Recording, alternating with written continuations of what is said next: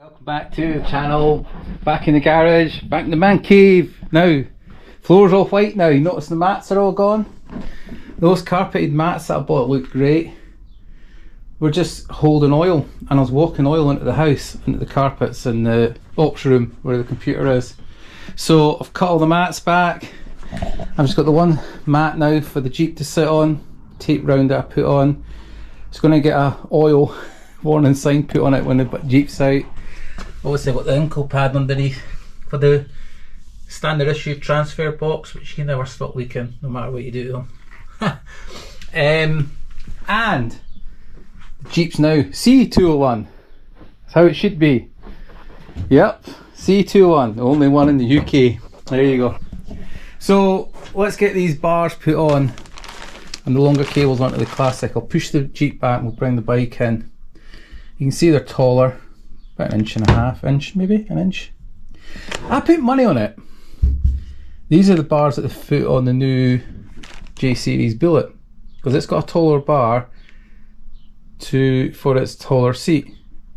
So it goes hand in hand. That's what they are. Anyway, get this rolled back and we'll get the bike in, we'll get it done.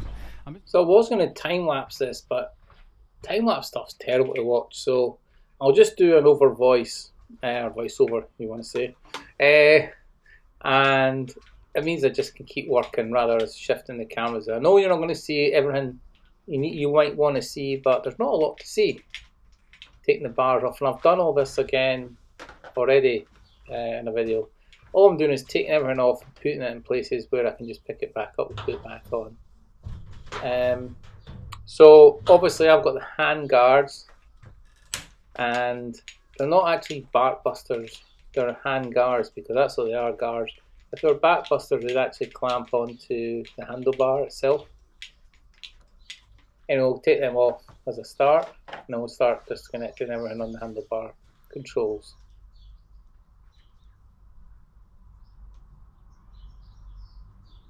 First of all, we've got the rubber clamps that just pull off that hold on the switchgear wiring and stuff.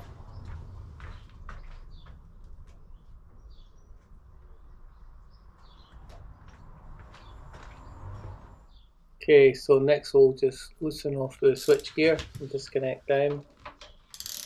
And with them done, I'll just quickly go back and get the saddle. It's one tool job with the 12mm socket, and my quick release seat system you'll see here works a treat. Get the nut loosened, crack that off, get the nut off, and then just push the bolt out, and it just lifts off after you squeeze the springs in.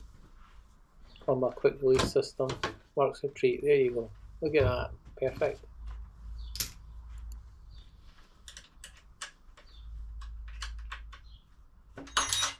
Tank off next, and an 8 and 10mm spanner loosens that back bolt, and then it's just a case of lifting the tank up from the rear, disconnect the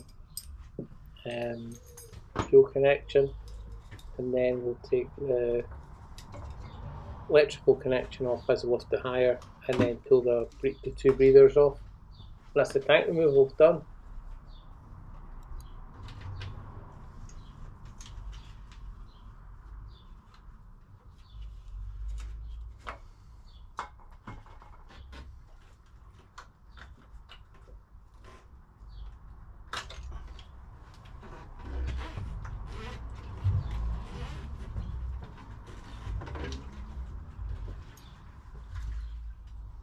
Okay, so we need to get into pull that throttle cable off. So I'll just take off the 10mm spanner, the black left hand metal panel, there it is there. Take that off so we can get in and loosen the 2 cable adjustment nuts with the 12mm spanner. And then up front there's a 5mm Allen key that holds the throttle cable on. Well, once the cable's pulled off, I can compare it with the replacement. You can see how much longer that is. There you go. That's the extension of the longer cables for the higher bars. So sadly, the camera shut down with the humid heat, and what we're actually missing is footage of the actual handlebar getting swapped. Just unbolting the actual bar mounts, taking them off and swapping to the new bars. Very annoying this, but trust me, I swapped the handlebars over. Oh well.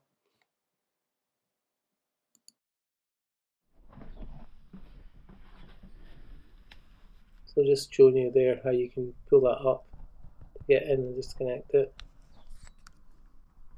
Quite simple really. It's just remembering how everything's routed and then replicate it with a new cable. That's what you have to do. And again, a 12mm spanner disconnects the clutch cable. Just pull it out and then follow the routing with the new cable. You can see the difference there. We'll keep those cables and we'll keep them as spares in the pannier because they can still be used even though they're quite short. They would still work with a higher bar like. Just check and recheck the clutch and throttle for a little bit of free play that they should both have. If your clutch is too tight, you'll end up damaging your clutch plates. Just get it right, adjust it until you're happy with it.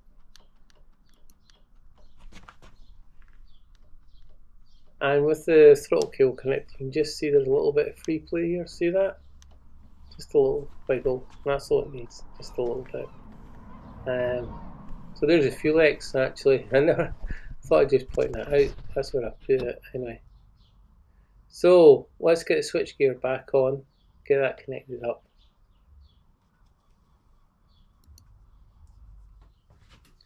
So let's stick the tank back on, just slot it on, get the front rubbers mounted in, and then just lift the back right up high to get in the breather pipe. And then you can actually connect the electrical fuel pump connection thing it is, electrical connector. Get that in, and then with just a little bit of height to allow you in, you can actually reconnect the fuel line. It takes a bit of doing. Some folks struggle with this, but the secret is just to wobble it, and then you'll hear that definite click as it goes in.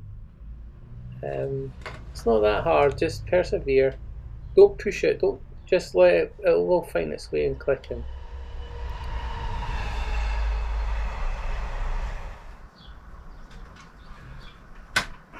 That's it, hear the click.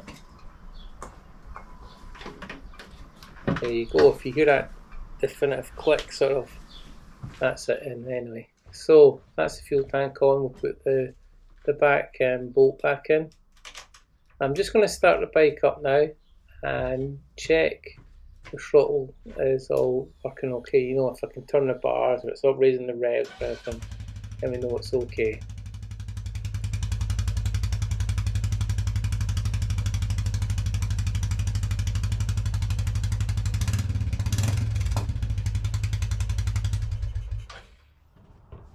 Okay, so that's everything good. So let's just stick this saddle on, just push it right down at the front to get in, and then with that seated, just squeeze the two springs in, and there's my quick release sort of installment as well as release system. You just push them in, they click in, you'll hear it.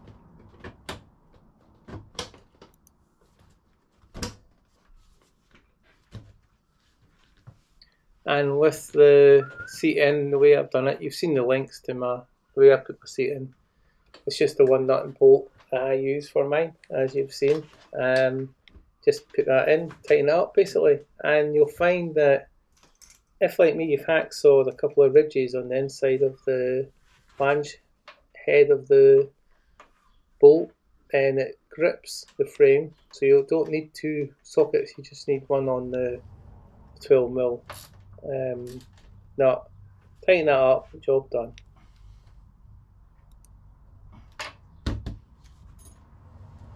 See more. So what we're going to do, we'll get the original clutch and throttle cables, we'll wrap them up, put them each in a sandwich bag, each at seals. I'll put them in my tools. Might as well take them with me. Somebody had snapped had a cable snap and had to get the RAC home. One of the 350 owners, he said. So carrying the spares, I've got spare levers and cables. And we'll carry my spare engine though.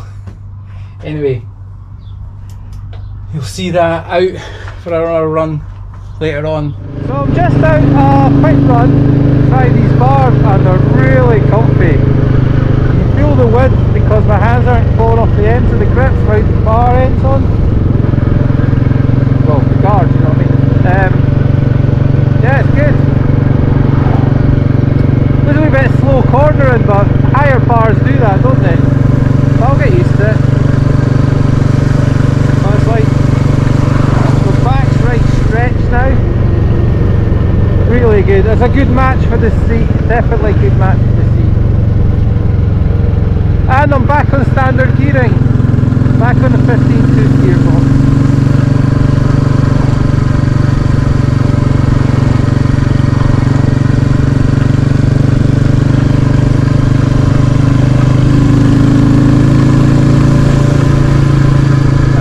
Bike's better for it. It definitely is.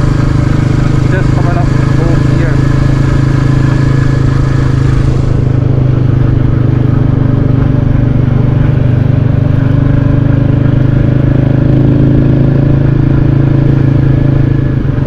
I do love this bike so much.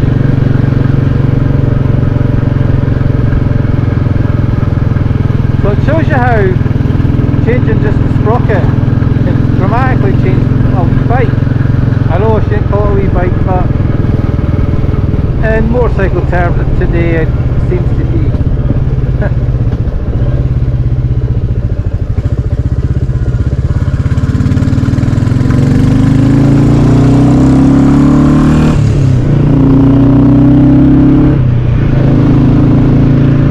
Anyway, I'm just going to down North Berwick, hop in and see a friend, catch up with him. Wanted to check the bike's okay, clutch and throttle's fine.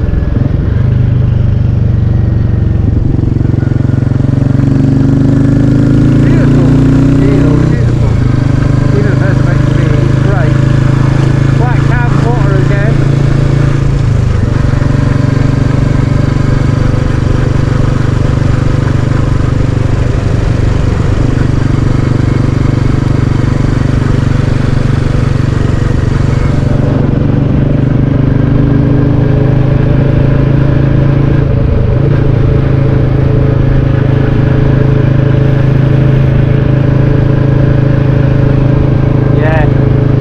Standard gearing, don't worry about the cam shaft, and you've got it for the climbs at second and third, and just enjoy the bike for what it is.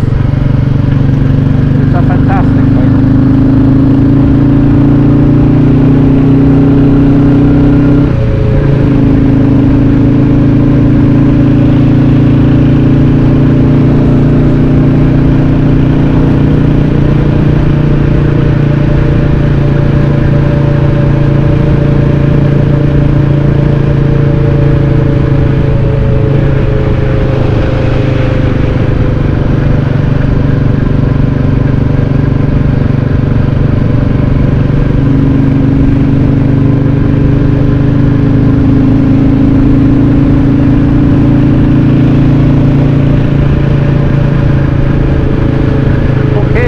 Out.